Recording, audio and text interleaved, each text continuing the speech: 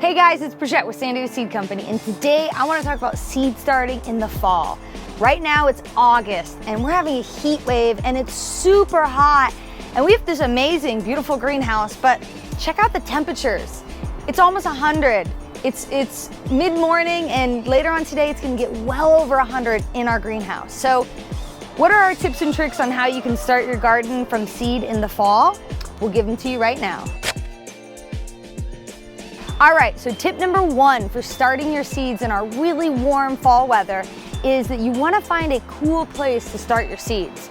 Now, as you saw, our greenhouse is way too hot, and some parts of our garden are even too hot. So what do? We actually start our seeds under the beautiful shade of this gorgeous jacaranda tree.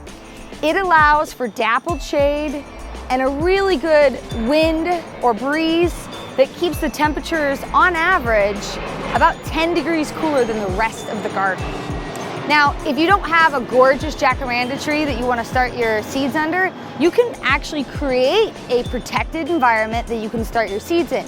You can use a product like our shade cloth, and you can simply drape it over anything that will allow you to put the seeds underneath to keep them protected. Your main goal is you want to keep them away from the really harsh sun, and you want to keep them, their soil temperature a lot cooler than it is outside.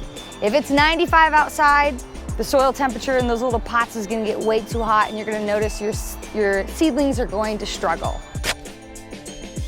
All right guys, so tip number two for successfully starting your seeds in the heat of our falls in zones 9 and 10, you really want to pick the right soil, okay? And it's a little counterintuitive.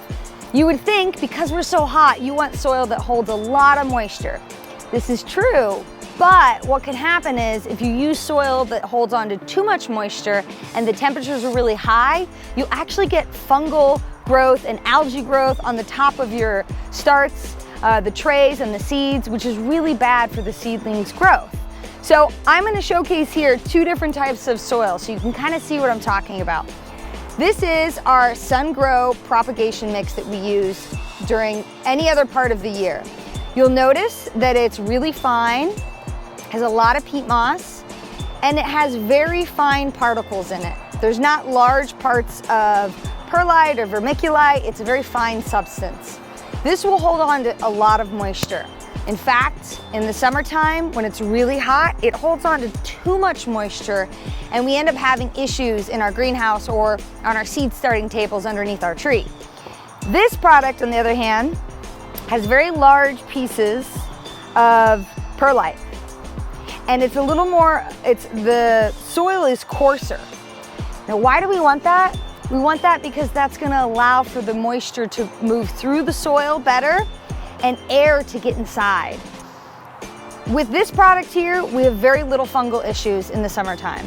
Whereas with a product that's really fine and holds on to tons of moisture, when the temperatures are really warm, you just get a lot of fungus growth, and it's really not good. So that's tip number two, is use appropriate seed starting soil for the temperatures. Okay guys, so tip number three for successfully starting your seeds in the heat of the fall in zones 9 and 10 is actually bottom watering. Okay, this is a big tip that we discovered years ago, and it makes all the difference for us. We get these trays from Johnny's, and they're just basic trays. You don't have to get something this fancy. You really can use anything, but the idea is that you're watering from the bottom of the tray so that the soil can suck up all of the moisture. And what that allows the soil to do is, once the water is evaporated or used up in the tray, the top of the soil can actually dry out. Why do you want that to happen? Well, when it's 90 degrees, 85, 80 degrees outside, and the soil stays really moist, you're going to get fungal growth, and that's not good for your plants. So by watering from the bottom, you can keep the top dry and allow it to dry out and decrease your issues that you have with fungal growth and dampening off and things like that. This particular set of starts here, we only watered once, and we've been in a total heat wave the last week. But because it's good soil and it's in a protected part of the garden, I've only needed to water once, and you can see we've already got all kinds of great stuff popping up. Tip number 4 for starting your seeds in the heat of our falls in zones 9 and 10 is that you really want to start your seeds in an area that has good airflow. Why? Well, as I've mentioned in my other videos, mold and fungal growth can really destroy your seedlings when they're germinating. And so by having good airflow, you can help offset that. Additionally, airflow helps your little seedlings to grow strong and actually become better starts. We start our seeds here in this part of the garden because it's protected from really harsh sun, and we get a nice airflow that always keeps the seedlings moving a little bit. Now let's say you don't have a good spot in your garden to start your seeds, and maybe you're doing it between two buildings and the air is really stagnant. I'll tell you a little secret weapon. Something as simple as a fan can really make all the difference. This is just a very cheap box fan, and you can set it up to blow air across your seedlings, and you will notice that they grow a lot quicker and they're stronger and they're happier. Now, we almost always run a fan in our greenhouse because it makes our seedlings so much happier and healthier. Now, those are our top tips. And with our help, you can have beautiful, strong seedlings that you can plant out in the garden in a couple of months. Now, in zones 9 and 10, it can still be really hot in October, even in November. How do you protect them?